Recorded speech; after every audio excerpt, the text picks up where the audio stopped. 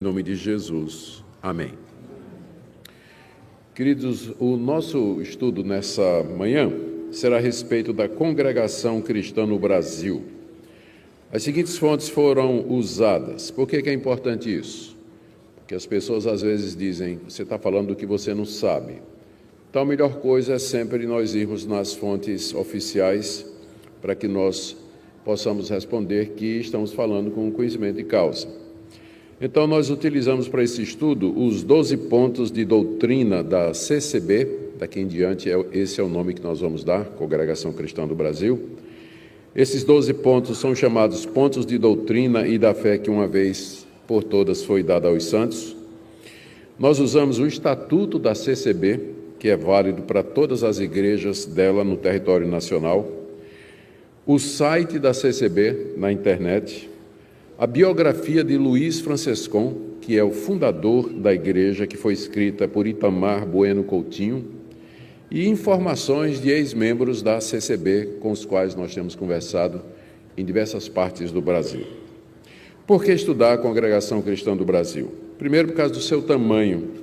Apesar dela não manter o registro do número de membros e somente de batismos feitos, a estimativa no último censo religioso no Brasil é que ela contava com mais de 2 milhões de membros, cerca de 20 mil templos espalhados por todo o território brasileiro, de acordo com o relatório de 2019.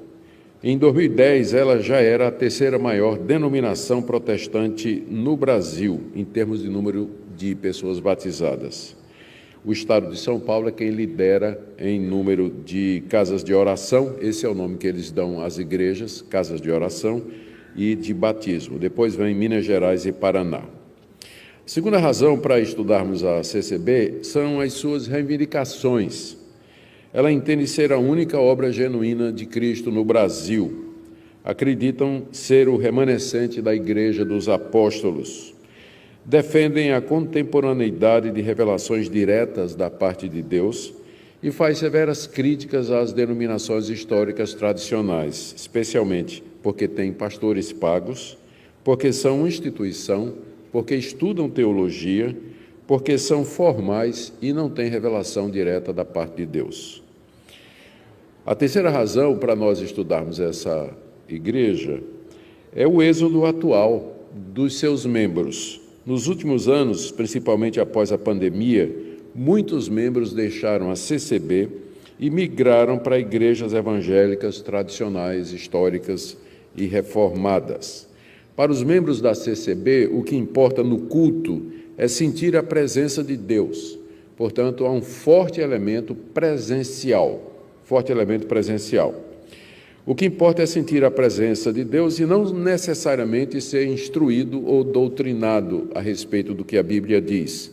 Por isso, quando a CCB passou a transmitir os seus cultos online durante a pandemia, coisa que nunca tinha feito, muitos membros perderam o interesse pela igreja, porque o que interessava era estar presente no culto e sentir a presença de Deus, ter aquela experiência.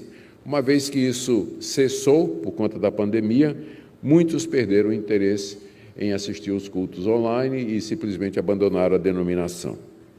A quarta razão pela qual estudar a CCB é a decisão do Supremo Concílio da Igreja Presbiteriana do Brasil de considerá-la igreja não evangélica, se a gente quiser usar um outro termo, considerar como uma seita.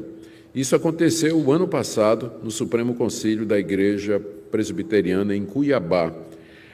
A IPB determinou ainda que membros oriundos da CCB nas igrejas presbiterianas fossem recebidos por meio de pública profissão de fé e batismo. Então, se vem da CCB, tem que ser batizado depois de fazer a profissão de fé.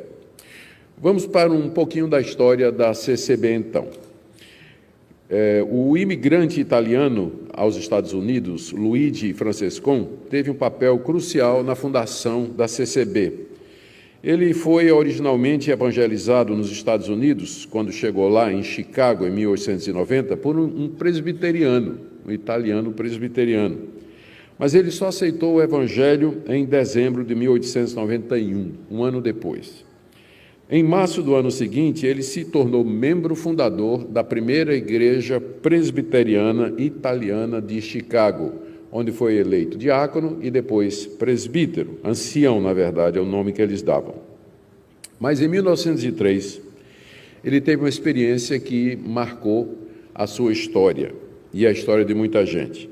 Ele diz que estava lendo no seu quarto Colossenses 2, verso 12, onde o apóstolo Paulo diz: tendo sido sepultados juntamente com ele no batismo, no qual vocês também foram ressuscitados por meio da fé no poder de Deus, que o ressuscitou dentre os mortos.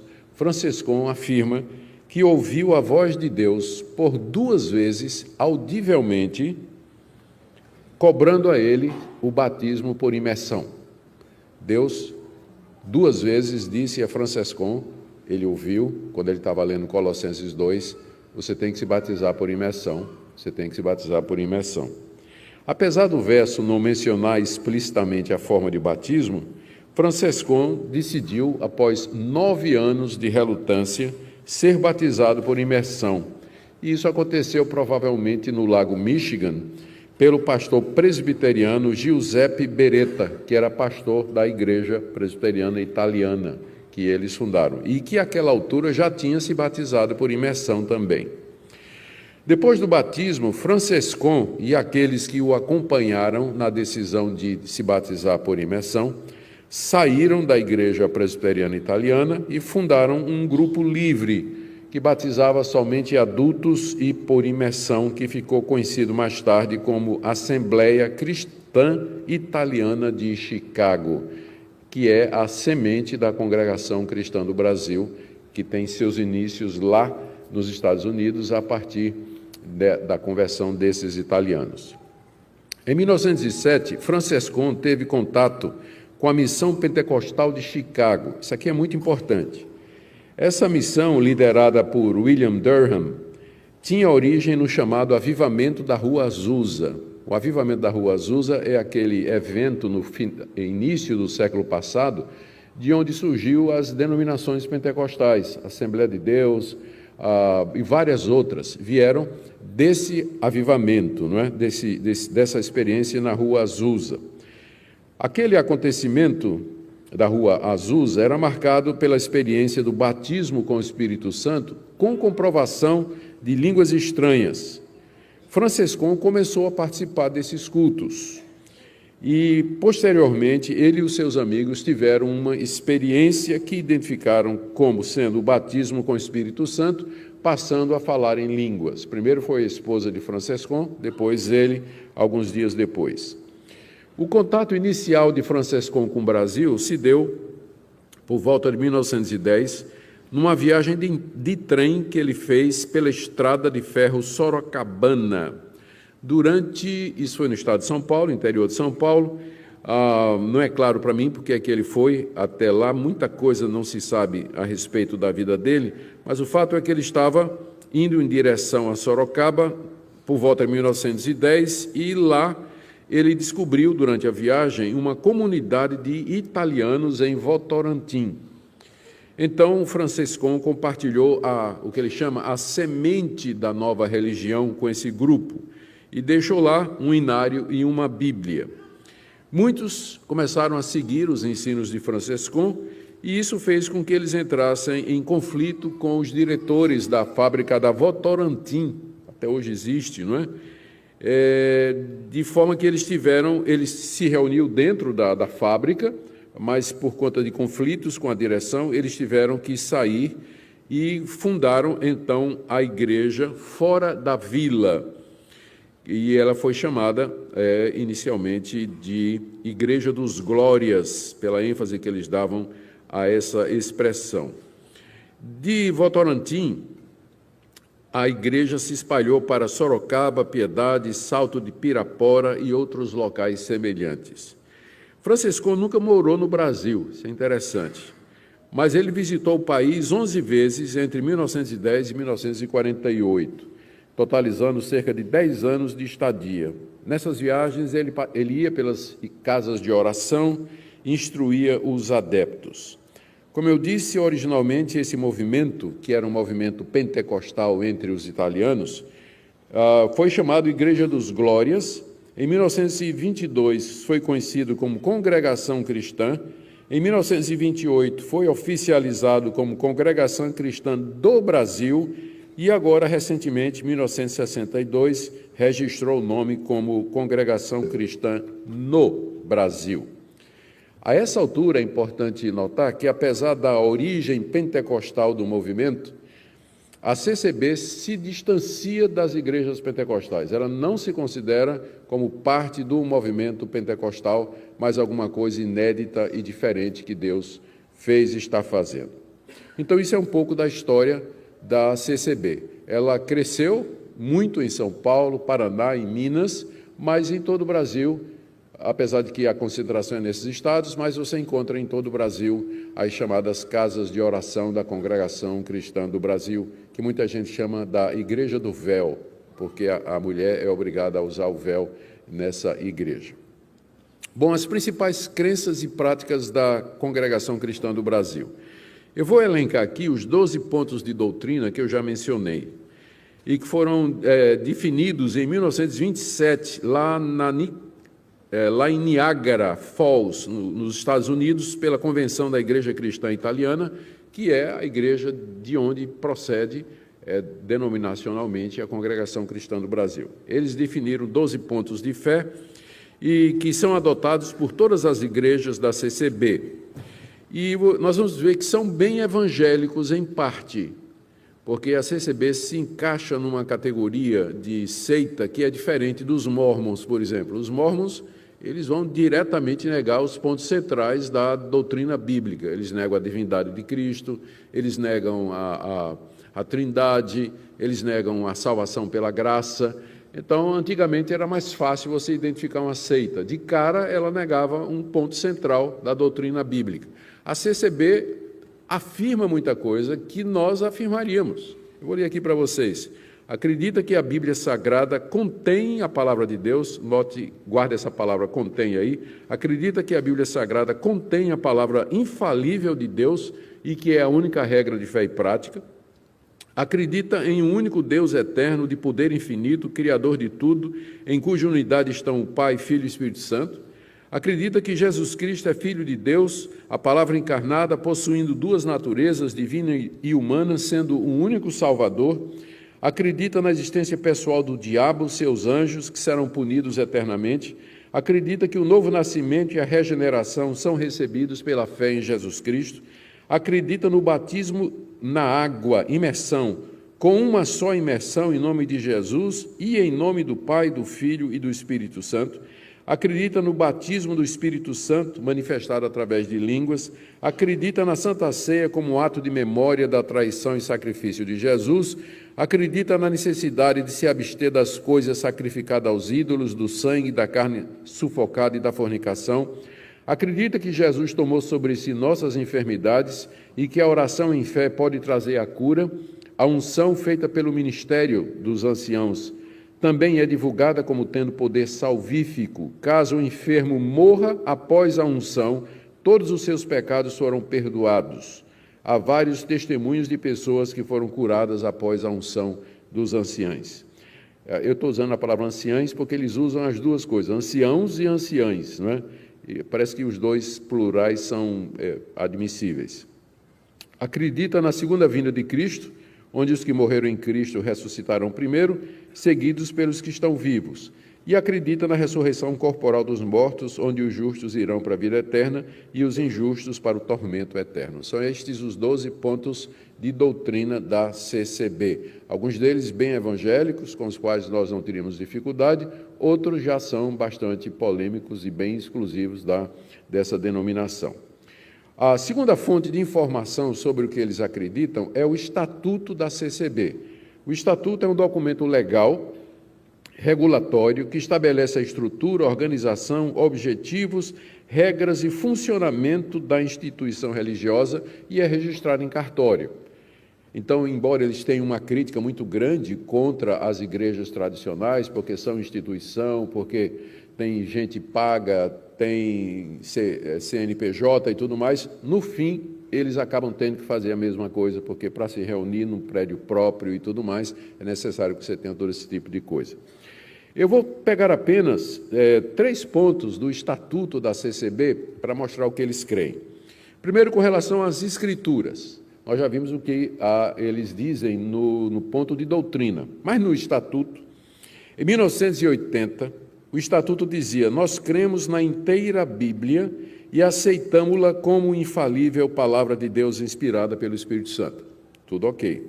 Em 1995, e depois ratificado em 2004, isso foi alterado e passou a dizer: nós cremos na inteira Bíblia Sagrada e aceitamos-lo como contendo a infalível palavra de Deus inspirada pelo Espírito Santo. A interpretação simples disso aqui é que se a Bíblia, se as Escrituras contêm a palavra de Deus, ela não é totalmente a palavra de Deus, ela contém a palavra de Deus, mas ela não é a palavra de Deus, o que significa que ela pode também conter coisas como palavras humanas, erros, equívocos e uma série de outras coisas. Apesar da gravidade dessa mudança que teve na questão da Bíblia, provavelmente a esmagadora maioria dos membros da CCB não percebeu ou se importou com essa mudança no Estatuto, pois no culto da CCB, o que vale é a interpretação do pregador e a palavra falada do profeta, que não podem ser questionadas. O que importa é Deus falar com eles nas suas necessidades. Se ele fala através de um livro que tem erros ou não tem erros, isso aí eles não, realmente, o membro comum não se importa com isso. Nessa mesma linha, sobre as Escrituras, na CCB há uma veemente repulsa em estudar a Bíblia para pregar. Os novos pregadores são ensinados que eles devem chegar no culto, eu vou usar a expressão, vazios, sem ter estudado o texto. E na hora da pregação, ele deve entrar ainda mais em comunhão com Deus, e a irmandade, a igreja, deve clamar a Deus para que seja revelado tanto o texto como a pregação. Então, o pastor vai as pessoas vão para a reunião e eles vão orar e vão clamar a Deus para que Deus revele quem vai pregar, o texto que vai ser pregado e o que vai ser pregado. E isso não pode ser questionado. Isso aí é o que acontece, é assim que acontece. Por exemplo, na Assembleia dos Anciãos de 1971, geralmente eles se reúnem no Brás, só lá no Brás, em São Paulo, ficou estabelecido que não era proibido que os membros estudassem para suas vocações seculares. O médico estudar para medicina e um advogado estudar direito, isso aí não era proibido, mas era proibido estudar a palavra de Deus. Olha o que é que diz a decisão. Nessa reunião é dado esclarecimento a todos. O que não podemos fazer é estudar a palavra de Deus. Quanto a estudar para ampliar os conhecimentos na parte material, em nossa profissão ou outras atividades, é coisa boa e proveitosa. Então, você pode estudar para fazer o vestibular, você pode estudar para fazer um concurso, mas você não pode estudar a palavra de Deus. Isso aí não. Na mesma Assembleia, foi dito, a Assembleia de 1971, no Brás, foi dito que a Bíblia, uma vez interpretada, à mercê do que prega, não pode ser questionada. Na reunião de 1948, no tópico aos crentes, o Estatuto afirma literalmente: a palavra de Deus ensinada à sua igreja não é para ser discutida, porém obedecida, só assim se honra ao Senhor. Ou seja, o membro da CCB, ele não pode questionar a interpretação que o profeta, o membro, se levanta e traz durante o culto para a igreja. Ele tem que receber aquilo, porque eles acreditam em revelação direta da parte de Deus, então é Deus falando. Então você não pode questionar o que é dito. Essas afirmações e decisões deixam claro que a Bíblia não é autoridade única e final na CCB, mas a interpretação dada por revelação aos que são escolhidos para falar nos cultos. Ainda sobre o estatuto, né? Eu quero ver o que é que ele fala sobre essa liberdade para as pessoas falarem no culto. Apesar deles dizerem que são guiados, no estatuto eles dizem isso, que são guiados somente pelo Espírito em suas reuniões, na prática essa liberdade é tolhida de alguma forma. Eu vou ler aqui o artigo 11 do Estatuto da CCB. A participação e manifestação individual dos membros nos serviços religiosos fazem parte do culto. Os membros participam de todas as partes do culto, se quiserem. E depende do juízo de quem o preside sob a guia de Deus. Todo culto tem um presidente. Esse presidente, pela revelação de Deus, informação de Deus, vai orientar quem vai falar, quem vai pregar, o que vai acontecer. A ministração dos serviços sagrados está sujeita à convicção espiritual do ministrante, ou seja, não tem liturgia, o que tem é uma pessoa que é escalada naquele dia para dirigir o culto, e ele vai dirigir de acordo com o que o Espírito Santo manifestar para ele. Agora, o parágrafo único desse artigo, que parece dar uma liberdade muito grande para todo mundo, coloca a autoridade dos anciãos acima dessa liberdade, ou seja, os líderes e membros podem dizer o que quiser pelo Espírito Santo, desde que esteja de acordo com a doutrina da CCB. Olha o que diz o parágrafo único. O Conselho de Anciãos, em proteção à sã doutrina, poderá retirar a liberdade de manifestação nos cultos de qualquer membro, bem como comunicar às igrejas para cumprimento dessa deliberação. Então, o que vale no final é a autoridade dos anciãos. Primeiro, eles dizem que é o Espírito Santo, a pessoa é livre para falar e dizer o que quiser. Mas os anciãos podem cortar a palavra, desligar o microfone e depois disciplinar o cidadão por aquilo que ele falou. Então, a gente fica sem saber realmente que liberdade é essa, né? Até que ponto vai. E nós vamos encontrar a mesma contradição no artigo 24 do Estatuto, que diz: os serviços de culto nas casas de oração são presididos pelos irmãos anciãos ou cooperadores do ofício ministerial, os quais devem vigiar na liberdade do Espírito Santo e em todo o tempo, para que nenhuma coisa estranha ao Santo Evangelho seja manifestada. A gente pode até pensar, isso aqui é um zelo muito grande pela verdade, mas a questão é o seguinte: quem vai definir, uma vez que eles creem em revelação direta e que todos podem receber revelação direta durante o culto, então quem é que vai definir o que é alguma coisa estranha ao Santo Evangelho? Uma vez que o que importa para eles é a interpretação da Escritura e não o que a Escritura está dizendo em si. Então, é por isso que tem esse meio que caos, né? Você procura na literatura, você procura encontrar declarações mais claras, como, por exemplo, uma confissão de fé que tem nas igrejas históricas, ou qualquer coisa que nos ajude a identificar melhor, para a gente não ser injusto com o que eles pensam, e a gente não encontra, por conta da oralidade. Muita coisa é oral, é presencial. A ênfase deles é nisso. Então fica difícil a gente, às vezes, colocar a mão e dizer é exatamente isso que eles estão falando. Por isso, aparentemente, todos são livres para falar durante o culto, segundo o que o Espírito revelar. Mas não é isso que acontece na prática quando você começa a assistir, por exemplo, os vídeos dos cultos e ver como os cultos permanecem. Você vê claramente a prioridade dos anciãos mais antigos que, porventura, estejam atendendo o culto. Conforme se pode ver pelos cultos online, irmãos simples não se levantam dos bancos para pregar na frente dos anciãos mais antigos. Então, o Espírito Santo, todo mundo é livre para falar, desde que seja ancião e ancião antigo. Se tiver um ancião antigo lá, os membros da igreja, aparentemente, vão dar prioridade para ele falar, não é? Então, a gente não entende direito o que eles querem dizer com a liberdade no culto. Agora, deixe-me falar mais um pouquinho. A terceira coisa é sobre o sistema de governo da CCB. Conforme o Estatuto, os anciãos e diáconos que governam a denominação são ordenados por imposição de mãos. É o artigo 23 do Estatuto. Olha a sequência. Primeiro, existe uma revelação do Espírito Santo quanto a quem será consagrado ancião, diácono ou cooperador. Para você se tornar um ancião, um diácono, um cooperador, alguém precisa receber uma revelação do Espírito Santo de que é você a pessoa para ocupar aquele cargo.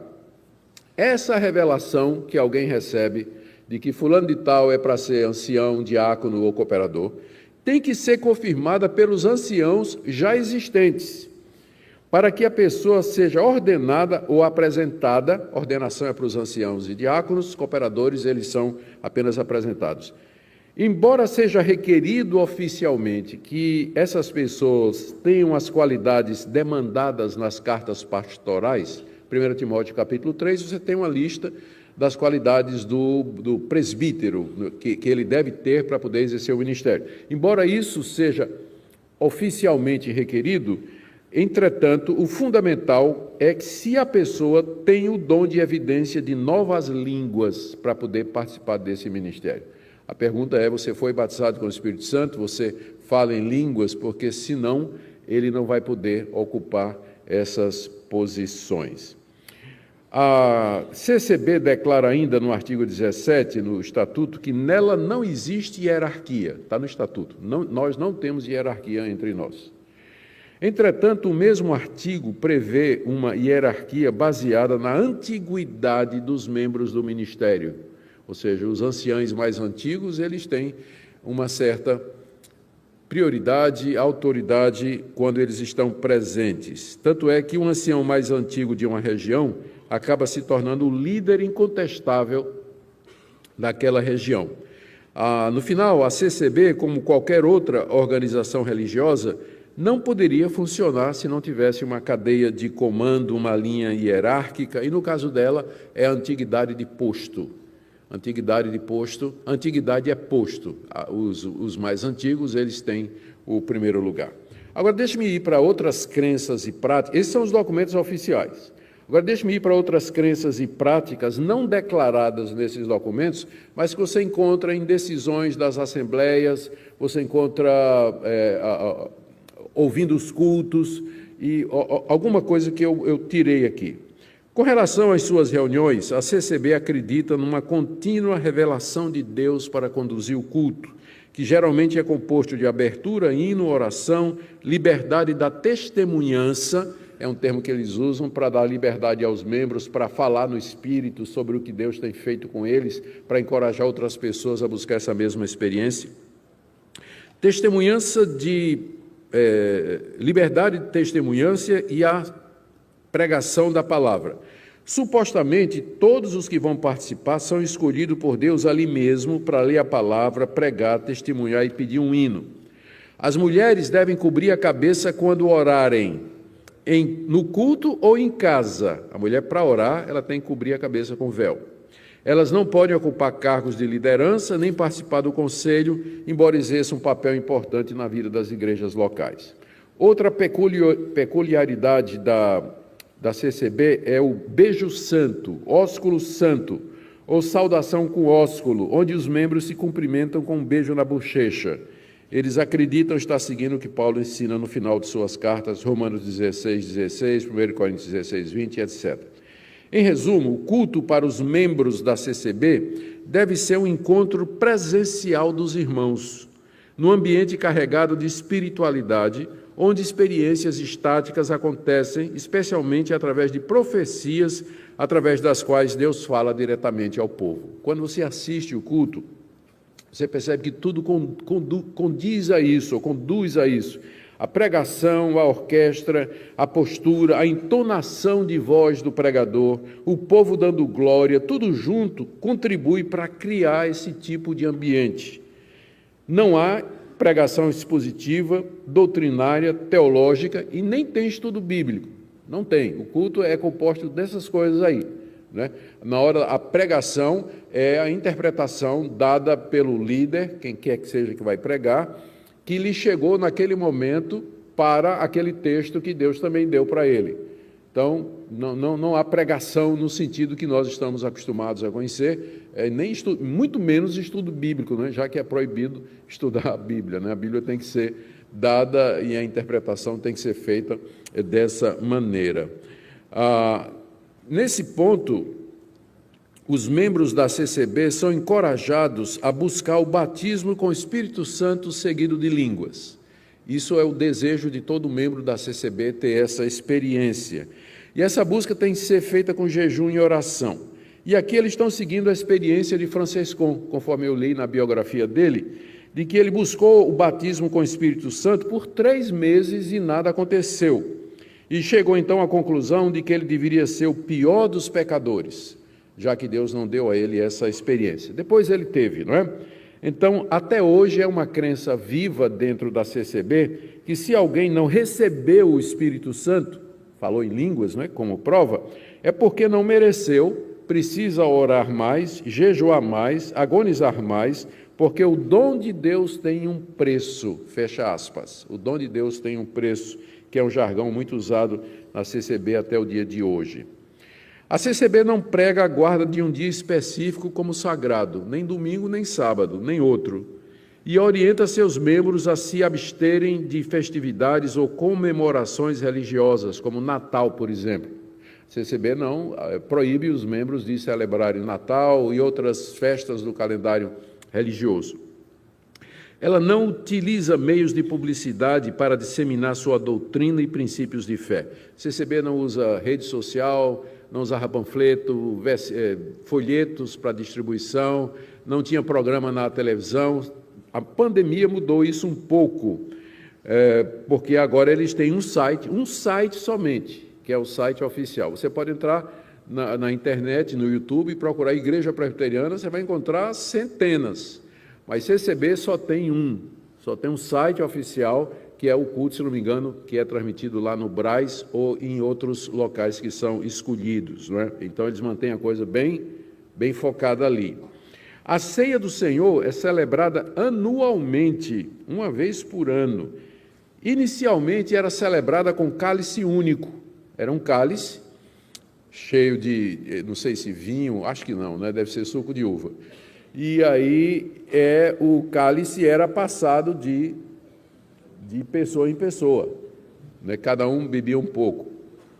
Eu me lembro quando eu fui pastor na igreja, só um parênteses aqui para beber água, né? A garganta está.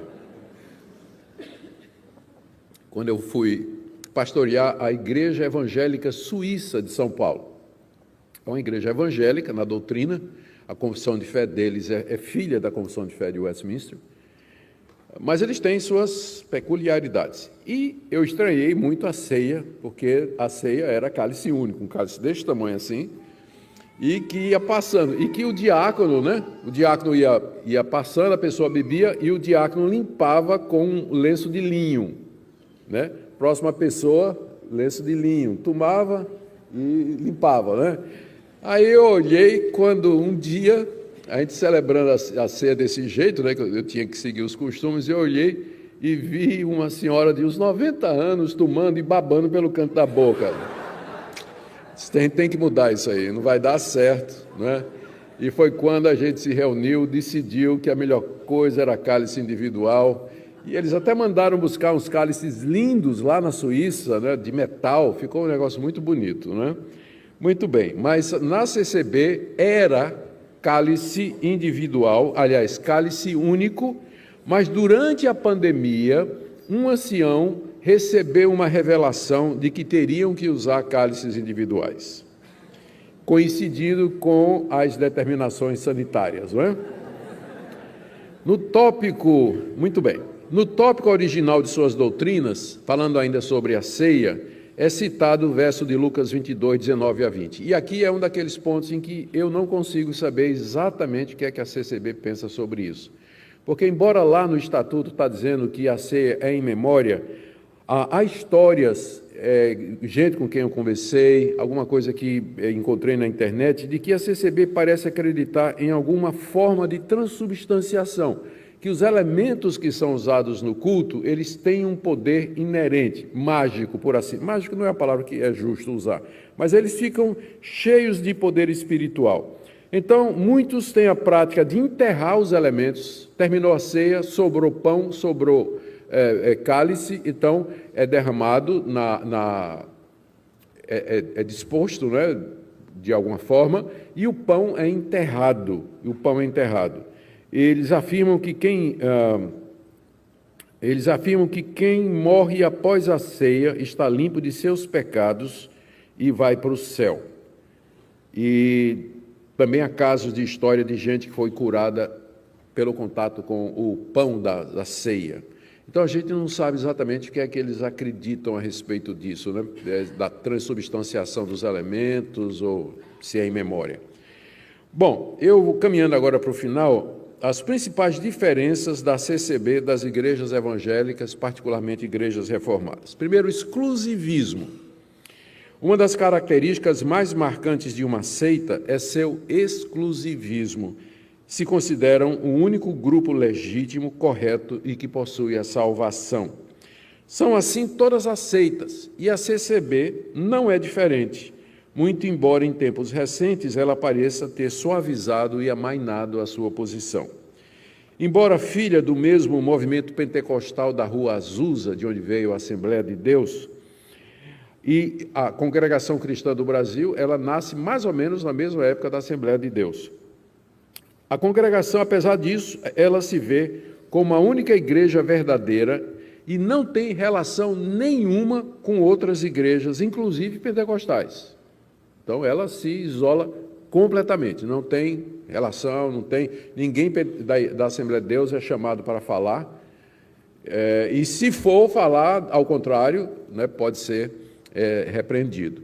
No prólogo, veja só, no prólogo do Estatuto da CCB, que é aquele documento que está em cartório e que define a estrutura da igreja, ela diz, literalmente, que a obra... Eu vou ler aqui. O Senhor iniciou sua obra no Brasil por um seu servo em junho de 1910. Então, antes de junho de 1910, não tinha obra do Senhor no Brasil. Começa em junho de 1910, através do que ele chama aqui, um servo seu, por intermédio de seus crentes, desde então chamados por fé em nosso Senhor Jesus Cristo. Está no Estatuto da CCB. Então, para eles são a única igreja verdadeira. Fora dela, antes de 1910, não haveria salvação. Aí a gente pergunta, né? Eu perguntei a um ex-CCBano, mas se a obra de Cristo no Brasil começou apenas em 1910, com a fundação da Congregação Cristã, como é que as pessoas eram salvas antes disso? E a resposta é que já existia a CCB desde o tempo dos apóstolos, sendo a verdadeira igreja de Deus através dos tempos. Ela só tinha outros nomes, mas ela sempre existiu.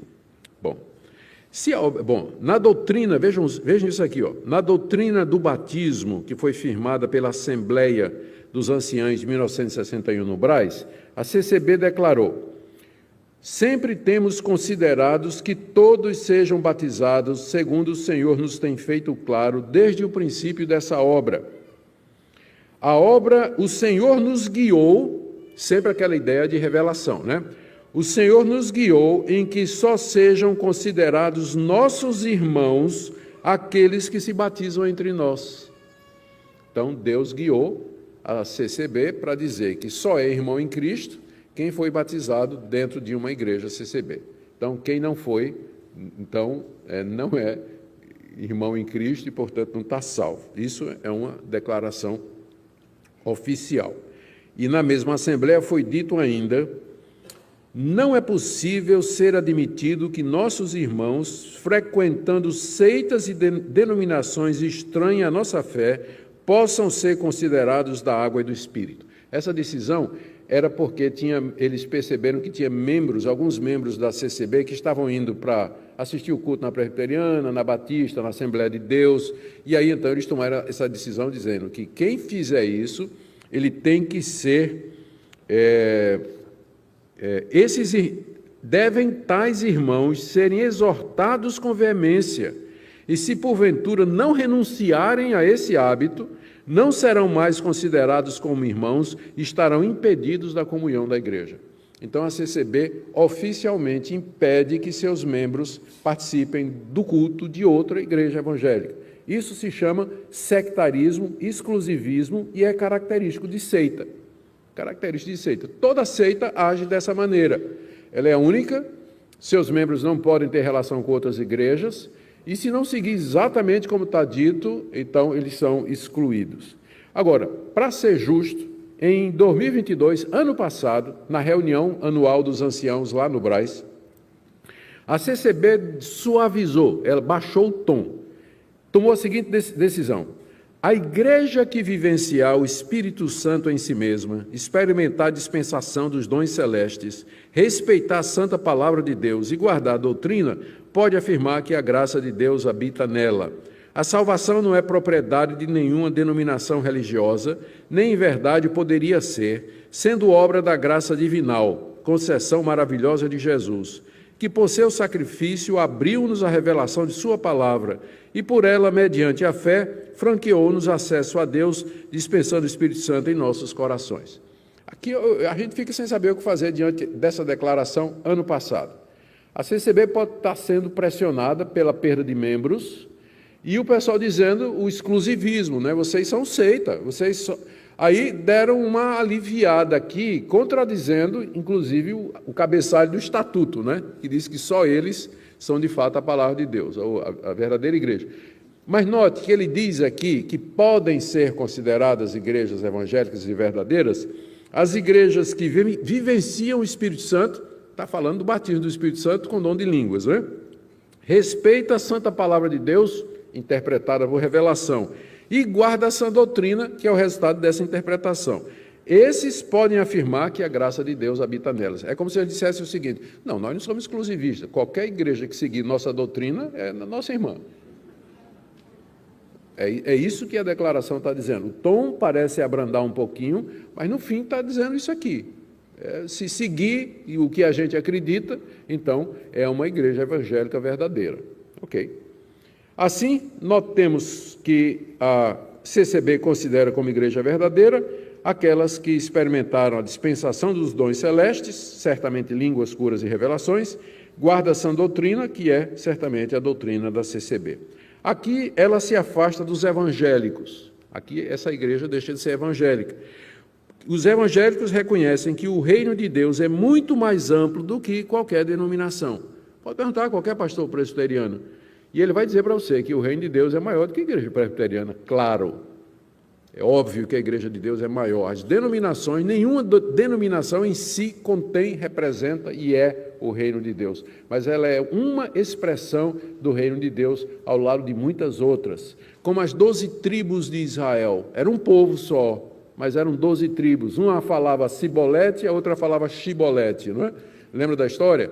Então, é assim um meio evangélico. Somos irmãos, mas a gente se veste diferente, a gente tem um estilo diferente nas coisas neutras para algumas coisas, recebemos os nossos membros de uma maneira diferente, mas é um povo só.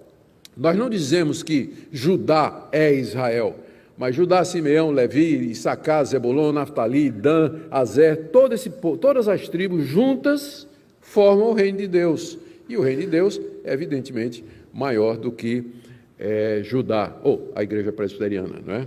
Muito bem.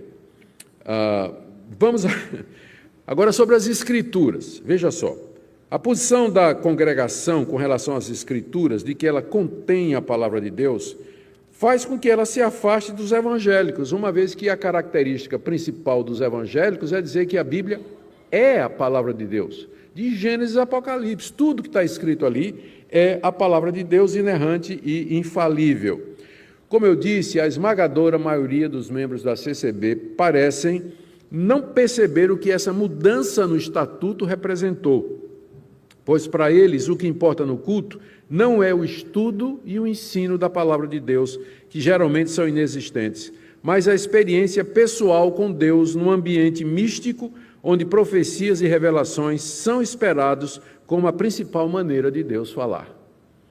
Aqui, a CCB se afasta dos evangélicos, especialmente dos reformados, que na doutrina e nos cultos dão prioridade a Deus falando pelas Escrituras, através da exposição e do ensino da Escritura. Sobre novas revelações, já vimos que essa é uma característica distinta da CCB. Porque, não é de admirar, não é? Porque na matriz teológica de Francescon, que é o fundador da congregação, está a sua experiência quando ele diz que ouviu Deus falar 2 vezes audivelmente a respeito da necessidade do batismo por imersão. Então, o que prevaleceu para Francescon não foi o estudo de Colossenses, mas ouvir a voz de Deus, uma revelação direta de Deus, trazendo uma interpretação e uma orientação.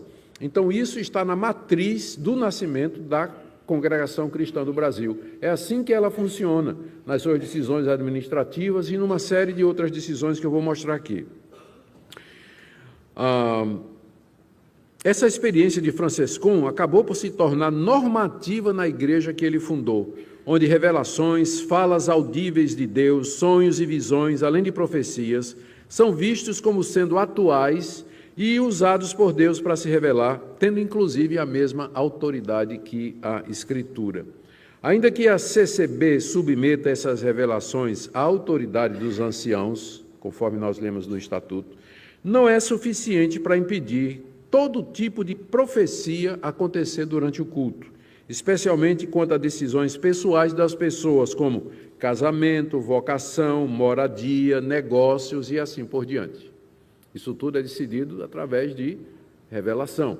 Onde é que Deus quer que eu vá estudar, com quem eu vou casar, aonde eu vou morar e assim por diante. No artigo 23 do Estatuto da CCB, lemos que é mediante revelação que se determina quem vai ocupar cargos na administração. No 32, lemos que as deliberações administrativas têm que receber confirmação da parte de Deus. O que é a confirmação da parte de Deus? No contexto, é uma revelação. Alguém dizer, Deus está me dizendo, ou Deus está me falando de que é isso mesmo que a gente tem que fazer. Não, vamos lá. Entende-se que isso acontece, colou aqui, que isso acontece alguém dizendo que Deus falou, etc. As seguintes críticas podem ser feitas a esse tipo de pensamento e prática. Uma igreja que é dirigida, guiada no seu culto, na sua prática, nas suas decisões, através de revelações diretas. Primeiro, facilita a manipulação por parte de líderes inescrupulosos que usam isso para se perpetuar no poder e colocar familiares e amigos em posição de liderança e ainda direcionar decisões conforme desejam. Qualquer pessoa pode se levantar e dizer, Deus está me dizendo que meu primo precisa ser ancião. Então, gente inescrupulosa pode usar esse tipo de prática para se promover ou promover sua própria família. Então, a gente precisa ter cuidado quando alguém chega e diz, olha, Deus me disse. Então, precisamos ter muito cuidado. Se Deus está falando, nós precisamos verificar o que é que Deus está dizendo. Porque se Deus está dizendo alguma coisa além do que Ele já disse na Bíblia, quem é que vai decidir se realmente é Deus ou não que está falando? A situação vai ficar complicada. A segunda crítica é que as declarações, ensinos e decisões feitas por revelação não podem ser criticadas, pois seria criticar o próprio Deus que fala através dessas pessoas. Terceiro, há uma diminuição da suficiência da Escritura e a privação de seus membros para que procurem guiar suas vidas mediante os princípios básicos ensinados na Escritura. Uma vez que a ênfase não é na palavra de Deus, mas em revelação direta, isso diminui a suficiência da Escritura e priva os membros de procurarem, durante a semana, ler a Bíblia, estudar a Bíblia, se aprofundar na Bíblia, para saber realmente se aquela doutrina está correta, se aquela prática está correta. E, no fim, há uma escravização dos membros da CCB à sua liderança, pois dependem das revelações deles quanto a decisões pessoais como namoro, casamento, vocação, trabalho, mudança de residência, etc. Ir contra isso é considerado blasfêmia contra o Espírito Santo. Aqui a CCB se distancia em muito dos evangélicos, não é? Nós não aceitamos esse tipo de coisa. Nós não cremos que há novas revelações, conforme Hebreus 1, de 1 a 4, tendo Deus outrora falado, muitas vezes e de muitas maneiras aos nossos pais pelos profetas, nos últimos dias nos falou pelo seu Filho, cuja vida, história, morte, ressurreição e ensinamentos foram devidamente registrados na Bíblia Sagrada. Fechando a revelação de Deus, Deus não está revelando mais esse tipo de coisa. Se alguém quer saber com quem vai casar, onde vai morar, o que é que vai fazer, lê a Escritura, estude a Bíblia, ore, peça a Deus que Ele abra a porta, feche a porta, use o bom senso. Muito das decisões do dia a dia é uma questão de bom senso. Está na cara que aquele negócio que você quer fazer com aquele sujeito não vai dar certo. Não precisa nem ser crente para saber que o cara é um cafajeste, é um canalha. Então não faça negócio com ele. Então, muitas das decisões do dia a dia é simplesmente bom senso. Ninguém precisa de uma revelação para saber determinadas coisas. Outra marca aqui, eu estou terminando já, outra marca aqui da CCB que nós queremos analisar é o legalismo, que é o exercício de obras, ritos e práticas religiosas, usos e costumes ou qualquer outras práticas que não tenha base na palavra de Deus. Geralmente os legalistas pretendem, por essas práticas, alcançar salvação ou crescer em santificação. Essa é uma característica marcante das seitas. Embora seja dito claramente em seus documentos que a salvação é pela graça, está lá naqueles 12 pontos de doutrina da CCB, existem evidências claras de legalismo dentro da igreja, na busca da santificação mediante obras, regras, usos e costumes. Por exemplo, prática obrigatória do uso do véu pelas mulheres. Em si, o uso do véu é uma questão de consciência cristã. Se a irmã quiser vir de véu para a igreja, venha. Qual o problema? Pode vir.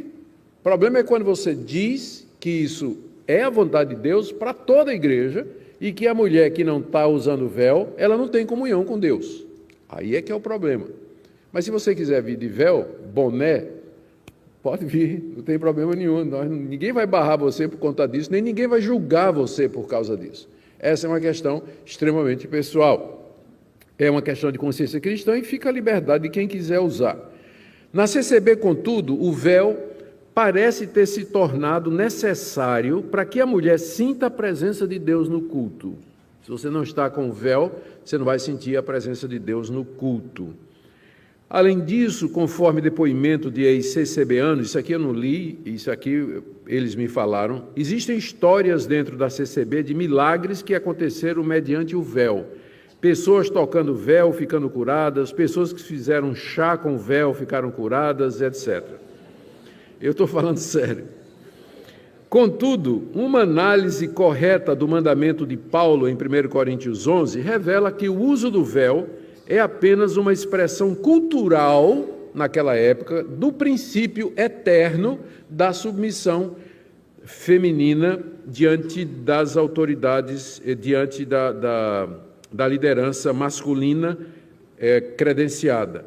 A expressão cultural passou, o véu não representa nada no Brasil, mas o princípio permanece.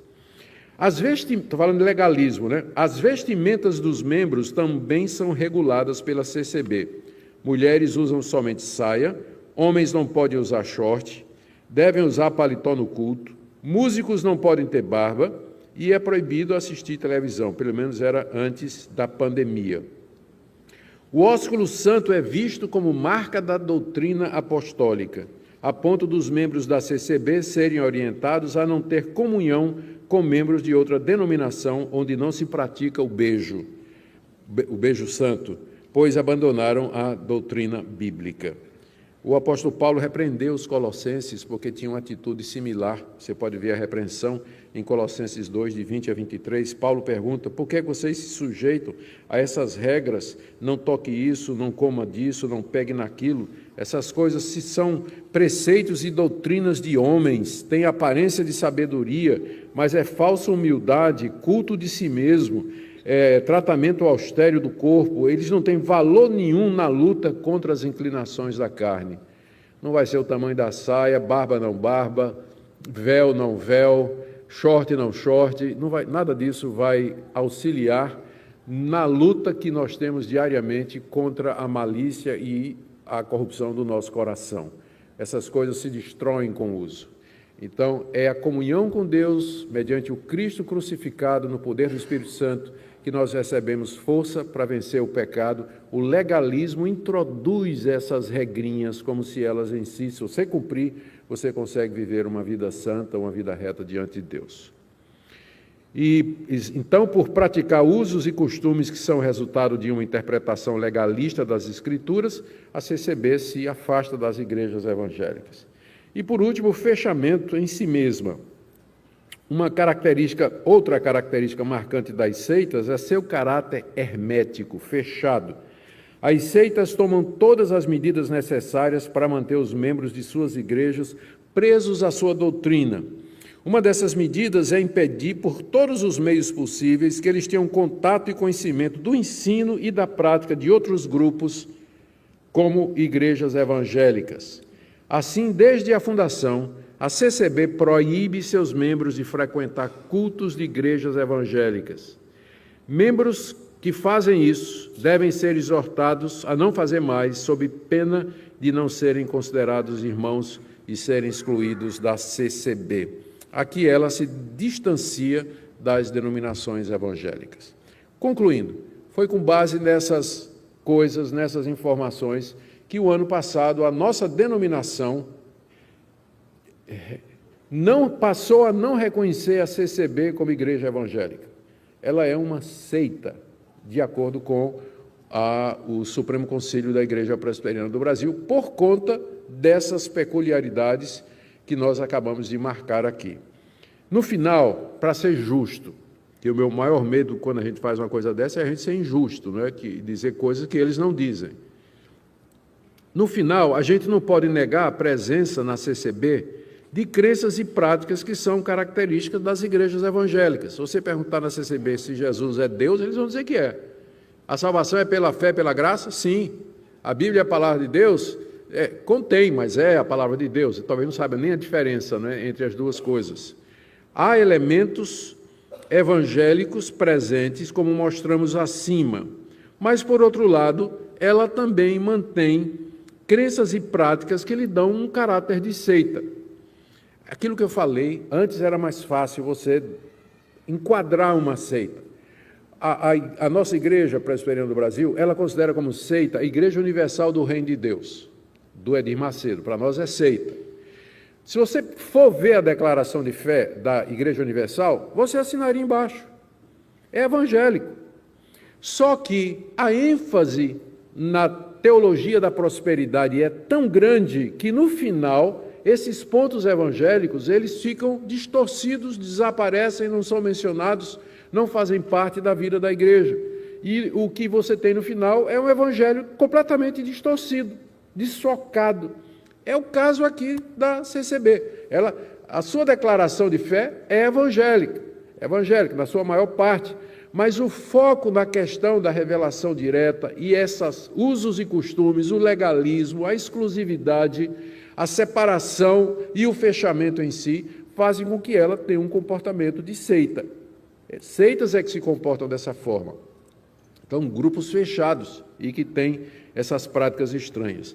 Eu não estou dizendo que não há pessoas crentes e convertidas dentro da igreja, da CCB. Conheci várias delas, inclusive pastores ou anciãos.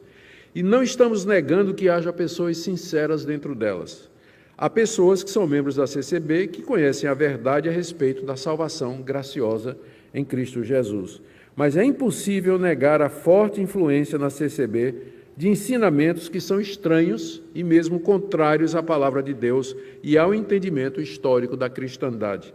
Assim, a CCB não pode ser considerada como uma igreja genuinamente evangélica em que pese os elementos evangélicos ali presentes. Por causa das posições sectárias citadas acima, as igrejas evangélicas deveriam requerer que os membros oriundos da CCB façam classe de catecúmenos, professem a sua fé e sejam batizados antes de serem recebidos como membros. Essa é a nossa aula nessa manhã, que foi feita para atender a uma urgente necessidade, demanda de pessoas que estão chegando da CCB, que queriam um entendimento maior, queriam um posicionamento, não só aqui, mas em diversos lugares no Brasil, onde eu tenho tido oportunidade de ministrar. Eu queria dar oportunidade agora para 2 ou 3 perguntas, já que nós estamos em aula, não é? Não sei se alguém quer perguntar alguma coisa sobre o que foi dito aqui. Se eu não souber, eu vou dizer, não sei. Tem pastor Lutero aqui, tem pastor Luciano, eu acho que vi o pastor José Leite lá também, a gente sempre pode pedir aos colegas aí. É só você levantar a mão e ficar em pé e perguntar.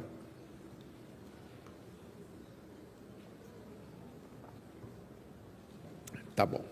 Ou entenderam tudo ou não entenderam nada. Diga. Por favor.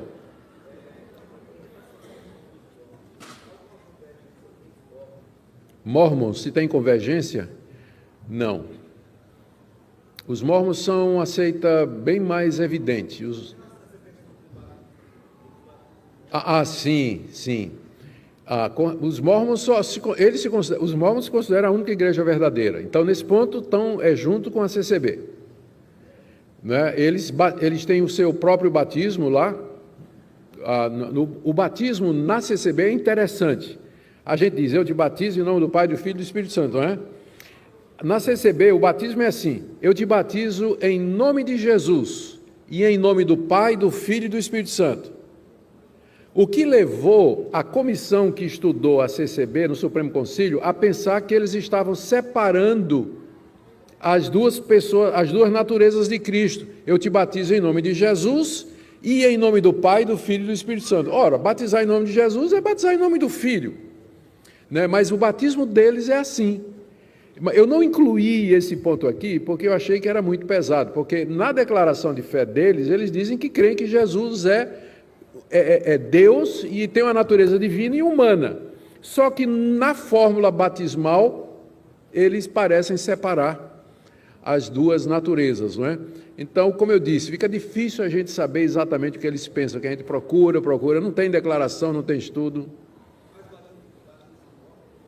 Mortos, não. Pensei mormons, né? Não, você está falando batizam mortos. Não, não batizam mortos, não. Isso aí quem faz são os mormons. Tá bom, gente, eu creio que é suficiente. Tem alguma pergunta lá? Por favor. Pode falar. Se for pergunta. Não, não é. Então, vamos lá. Tudo bem, gente? Sim. Qual é a pergunta? Pois não. Estou ouvindo, Vera, pode falar.